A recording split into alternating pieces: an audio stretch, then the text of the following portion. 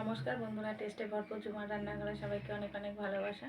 প্রত্যেক দিনের মতো আজকেও চলে এসেছে একটা দুর্দান্ত রেসিপি নিয়ে। আর সামনে বড়দিন, রেসিপিটা প্রথম থেকে শেষ পর্যন্ত দেখতে থাকুন, আশা করছি রেসিপিটা ভালো লাগবে। প্রথমে আমি হাফ বাটি চিনি দিয়ে দিলাম।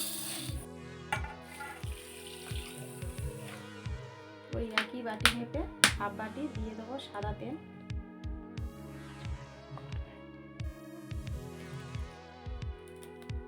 আর হুইস্কির সাহায্যে আমি ভালো করে মিশিয়ে নেব। মেটে নিয়েছি, চিনিটা গলে গিয়েছে। এবারে ওই একই বাটি মাপে সুজি দিয়ে দেবো এক বাটি, ভালো করে মিশিয়ে নেব। ওই একই বাটি মাপে হাফ বাটি দিয়ে দেবো ময়দা, ভালো করে মিশিয়ে নিয়েছি। 10 মিনিট ঢাকা দিয়ে রেখে দেবো। আমি একটা ছোট সিলভারের গামলা নিয়েছি, আর তলায় দেওয়ার জন্য একটা পেপার নিয়েছি। যদি বাটার পেপার থাকে বাটার পেপার দিয়ে করতে পারো। গোল করে কেটে নিয়েছি। এবার আমি তেল লাগিয়ে দেবো। এবার পেপারটা দিয়ে দেবো। পেপারের ওপরে অল্প একটু তেল দিয়ে দেবো। হাফ বাটি কম একটু দুধ নিয়েছি। এবার দিয়ে দেবো বেকিং পাউডার 1 চামচ। এবার দিয়ে দেবো বেকিং সোডা হাফ চামচ। 1 চামচ বেকিং পাউডারের জন্য হাফ চামচ দিতে হবে বেকিং সোডা। 10 মিনিট হয়ে গিয়েছে, ফুলেছে, ডবল হয়ে গিয়েছে দেখুন। এখানে দিয়ে দেবো কিশমিশ কুচি, কাজু বাদাম, কাঠবাদাম, দিয়ে দেবো ভ্যানিলা। ভালো করে মিশিয়ে নেব। এবারে দিয়ে দেবো দুধের মধ্যে যেটা মিশিয়ে রেখেছিলাম।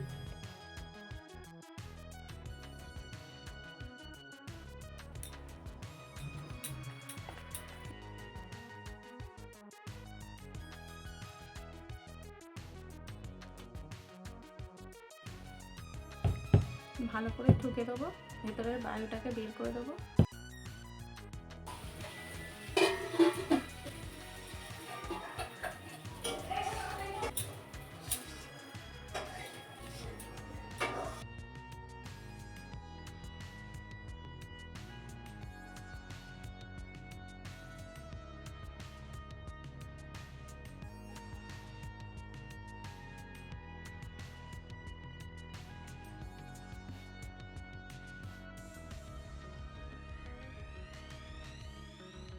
মিনিট বাদে ফিরে এলাম। কাঁটা চামচ নিয়েছি, দেখুন উঠে আসছে না। এবার নামিয়ে নেবো। কেকটা নামিয়ে নিয়ে চলে এসেছি। আর দেখুন বাটি থেকে পুরোটাই ছেড়ে গিয়েছে।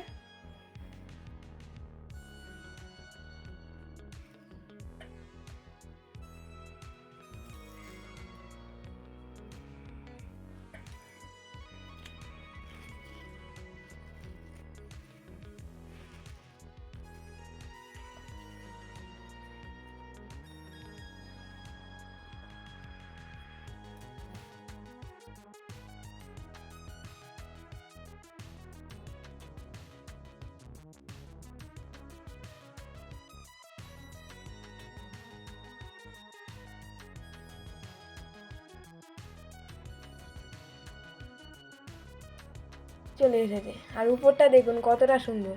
হ্যাঁ, কতটা স্পঞ্জি হয়েছে দেখুন।